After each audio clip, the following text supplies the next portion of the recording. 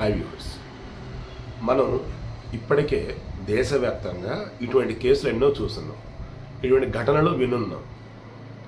అయినా మరలా జరుగుతూ ఉన్నాయి. అసలు ఈ మధ్య హైదరాబాద్ జరుగుతున్న ఘటనలు కనుక చూస్తూ ఉంటే ప్రతిరోజు ఎక్కడో చోట ఏదో ఒక మర్డర్, ఆత్మహత్య, ఇదిగో ఇప్పుడు ఏకంగా కారులో తిప్పుతూ gang rape. Law and order Hyderabad పోలీసులు అంటే చాలా పర్ఫెక్ట్గా ఉంటారు. బట్ ఈ మధ్య ఎందుకు కానీ అసలు వరుసగా ఊహించిన ఘటనలు. మళ్ళీ ఇవన్నీ కూడా ఇద్దరు సిటీ అవుట్స్కట్స్లోనూ లేదన్నప్పుడు అంతగా చదువుకునే వాళ్ళు, కూలీనాలు చేసుకునే వాళ్ళు అక్కడ అనమాట ఆత్మహత్యలు, హత్యలు అటువంటివి. బట్ ఇప్పుడు కారులో తిప్పుతూ గ్యాంగ్ రేప్ జరిగింది చూసారా? ఇది డిగ్రీ చదువుకొని హైదరాబాద్కి జాబ్ కోసం వచ్చిన ఒక అమ్మాయిని వాళ్ళ పక్క జిల్లాల వాళ్ళు ఎలా ట్రాప్ చేసి గ్యాంగ్ రేప్ చేశారని ఏంటని ఊహిస్తే దాని సంబంధించిన నిజాలు తెలుసుకుంటూ ఉంటే, ఒరే భగవంతుడా, అసలు కొత్త చట్టాలు వచ్చినా సరే వచ్చినాయి కదా, భారత్ న్యాయ సంహిత, భారత నాగరిక సురక్ష సంహిత, సంథింగ్ లేదంటే అలా కొత్తవి వచ్చాయి కదా, IPC, CrPC, Indian evidence act మొత్తం పోయినాయి. మన జులై ఫస్ట్ కొత్త చట్టాలు వచ్చినాయి. అందులో చాలా గట్టిగా ఉన్నాయి శిక్షలు అని అంటూ ఉన్నారు. ఆల్రెడీ ఈ భారత్ న్యాయ సంహిత ఉన్నటువంటి సెక్షన్ల ప్రకారం ఇప్పుడు వీళ్ళ మీద కేసులు కూడా నమోదైంది. Section 342, section 366, section 323 I think so. ఇప్పుడు ఏంటి విషయం, అసలు ఏం జరిగింది? కడప జిల్లాకి చెందినటువంటి ఒక అమ్మాయి డిగ్రీ అయిపోయింది, హైదరాబాద్కి వచ్చింది. జాబ్ ట్రయల్స్లో ఉంటూ ఉప్పల్లోని ఒక హాస్టల్లో ఉంటూ ఉంది. కడప, కర్నూలు చెందినటువంటి సంగారెడ్డి జనార్దన్, ఒకళ్ళ కడపకి చెందిన వాళ్ళు, ఒకళ్ళు కర్నూలు చెందిన వాళ్ళు. ఒకటి పేరు సంగారెడ్డి, ఒకటి పేరు జనార్దన్. వీళ్ళు హైదరాబాద్లో రియల్ ఎస్టేట్ సంబంధించి సేల్స్ ఎగ్జిక్యూటివ్గా ఉన్నారు. వీళ్ళు ఈ అమ్మాయికి జనవరిలో పరిచయం అయ్యారట. అప్పటి నుంచి పరిచయం వల్ల నడుస్తూ ఉంది. ఈ అమ్మాయికి జాబ్ రాలే. ఇక మొన్న జూన్ 30కి ముందు రోజు ఫోన్ చేసి, మా కంపెనీలో ఇట్లా జాబులు ఉన్నాయి, రేపు వచ్చేసి ఒక సెమినార్ లాంటిది రియల్ ఎస్టేట్ వెంచర్ దగ్గర ఉంది, మొత్తం అసలు ఎలా ఏంటి మొత్తం ఎక్స్ప్లెయిన్ చేస్తారు, నువ్వు రా అని చెప్పేసి అన్నారు. ఆ అమ్మాయి ఉప్పల్ నుంచి బయలుదేరి జూన్ 30వ తారీఖున మియాపూర్ వెళ్ళాను. ఎందుకంటే ఇక్కడ మరల ఇంకో ట్విస్ట్ ఉంది, నేను ఎండింగ్లో ఎక్స్ప్లెయిన్ చేస్తా. జేఎస్ఆర్ గ్రూప్ సన్ సిటీ వీల్ది రియల్ ఎస్టేట్, ఇందులో వాళ్ళు సేల్స్ ఎగ్జిక్యూటివ్. ఇది వాళ్ళు చెప్పింది పరిచయం చేసుకుంది. జేఎస్ఆర్ గ్రూప్ సన్ సిటీ అంటే మంచి నేమే కదా, మంచి బ్రాండే కదా అని అమ్మాయి అనుకోవటం, జాబ్ ఉంది అంటారు, ఇంకేమి హ్యాపీ అనుకుంది, వెళ్ళింది. మియాపూర్ వెళ్ళిన తర్వాత వీళ్ళు ఏం చేశారు, పక్క ప్లాన్తో ఉన్నారు కదా, యాదగిరి గుట్టలో ఈ జేఎస్ఆర్ గ్రూప్ సన్ సిటీ వాళ్ళది వెంచర్ ఏదైతే ఉందో దానిలో మీటింగో సెమినారో ఏదో ఒకటి, అది వచ్చేసి సాయంత్రం. అందుకని ఈ అమ్మాయిని ఏం చేశారు, ఇదిగో ఇది లేడీస్ హాస్టల్లో ఇబ్బంది ఏమి ఉండదు, నువ్వు ఇక్కడ ఉండి ఫ్రెష్ అయ్యి లంచ్ చేసి ఉండు, మేము మధ్యాహ్నం తీసుకెళ్తామని చెప్పేసి అన్నాను. సరే. దెన్ అదే రోజు ఇక మధ్యాహ్నం 3-4 ఆ సమయంలో ఆ అమ్మాయిని తీసుకుని యాదగిరి గుట్ట వెళ్ళారు. పరిచయం ఉన్న వాళ్ళు, ఒకే ఏరియా వాళ్ళు, ఊరుగాను ఊరిలో, నాకేంటి వెళ్తే ఇబ్బంది అనుకుంది, అండ్ మంచి కోసమే కదా అని అనుకుంది, వెళ్ళింది. ఎస్, వాళ్ళు చెప్పినట్టుగానే యాదగిరి గుట్టలో ఈ జేఎస్ఆర్ గ్రూప్ సన్ సిటీ వాళ్ళది ఒక పెద్ద వెంచర్, దానికి సంబంధించిన డీటెయిల్స్ ఇవ్వటం, ఎవరితో ఎలా చెప్పాలి ఏంటి మొత్తం ఒక మీటింగ్ లాంటిది అయిపోయింది. రిటర్న్ అవుతున్నారు. నైట్ 10:30 ఒక చోట కారు ఆపారు. ఎక్కడ? నిర్మాణంలో ఉన్నటువంటి ఒక బిల్డింగు, యాదగిరి నుంచి రిటర్న్ వస్తూ హైదరాబాద్ వస్తూ మధ్యలో నిర్మాణంలో ఒక బిల్డింగ్ దగ్గర ఆపారు. వాళ్ళు రెగ్యులర్గా వస్తూ వెళ్తుండే స్థలాలు అవి. సో వాళ్ళకి ఐడియా ఉంది సంగారెడ్డికి, జనార్దన్కి.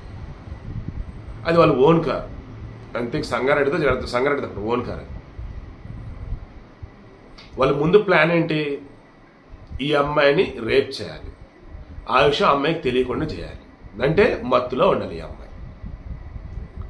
ఇక వీళ్ళ ప్లాన్ ప్రకారం నైట్ 10:30 కారు ఆపారు. ఏంటి కారు ఆపారు అన్న, లేదు కారు ఏదో ప్రాబ్లం వచ్చినట్టుంది, ఓ పని చెయ్యి, ఈలోపు నేను రిపేర్ చేస్తూ ఉంటాను, అరే నువ్వు వెళ్ళి తింటాగానే తీసుకురా అని చెప్పేసి వాళ్ళ ఫ్రెండ్ పంపితే సంగారెడ్డి జన ఇద్దరిలో ఒకడు వెళ్ళి నీరుపోయినటువంటి షాప్లో ఏవో తీసుకొని వచ్చాడు.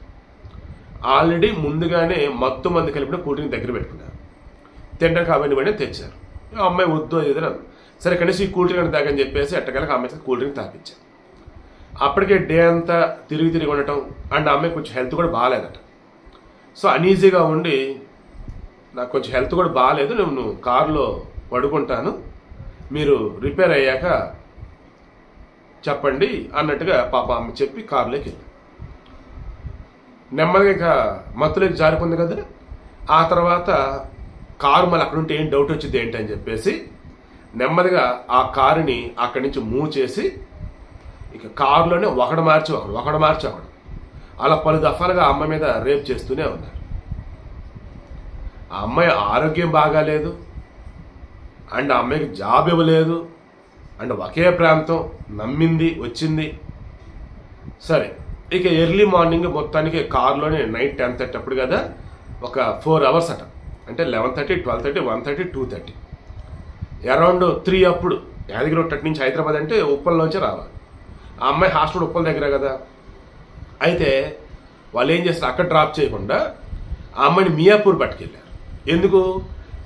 ఈ మధ్య కూడా మరలా రేప్ చేస్తూనే ఉన్నారు, ఒకటి మార్చి ఒకటి. మియాపూర్ హాస్టల్ డ్రాప్ చేశారు కదా, ఇంకా ఆడికి వెళ్ళారు. మార్నింగ్ లేచిన తర్వాత బాడీ అంతా పెయిన్స్గా ఉండండి, ఎక్కడో ఏదో తేడా కొడుతూ ఉంది.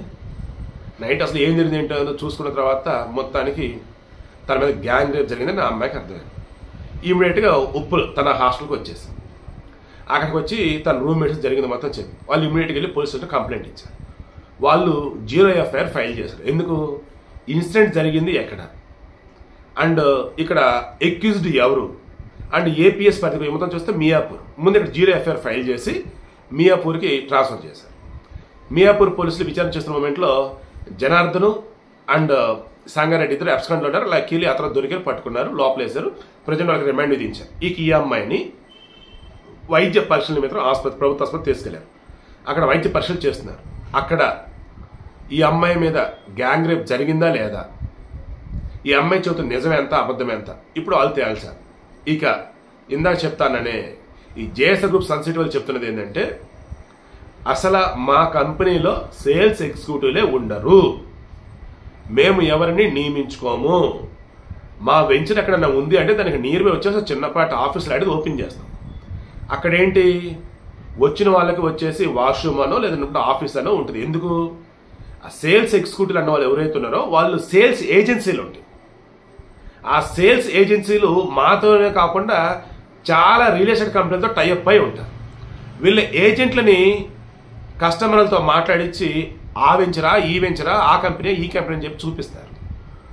ఇదిగో పలానా ఫ్లాటు పలానా రియల్ ఎస్టేట్ వాళ్ళది అమ్మించాం అన్న వేలో ఈ ఏజెంట్లు వెళ్ళి ఏజెన్సీకి చెప్తారు. ఏజెన్సీ చూసుకొని ఏ రియల్ ఎస్టేట్ కంపెనీ ఉందో వాళ్ళతో మాట్లాడతారు. ఒక ఫ్లాటు అమ్మించినందుకు వీళ్ళకి కొంత కమిషన్ ఇస్తారు ఏజెన్సీకి. ఆ కమిషన్లో కొంత సేల్స్ ఎగ్జిక్యూటివ్కి ఇస్తారు. ఇది జరిగేది, మా దానిలో సేల్స్ ఎగ్జిక్యూటివ్గా లేరు అని వాళ్ళు అంటారు. బట్ ఆ జనార్దన్ సంగారెడ్డి వచ్చి మేము జేఎస్ఆర్ గ్రూప్ సన్సిటీలో సేల్స్ ఎగ్జిక్యూటివ్స్, నీ కూడా జాబ్ ఇప్పిస్తామని చెప్పేసి పరిచయం చేసుకున్నారని చెప్పేసి ఈ అమ్మాయి అంటుంది. విచారణ జరుగుతుంది. జరిగింది అయితే ఇది.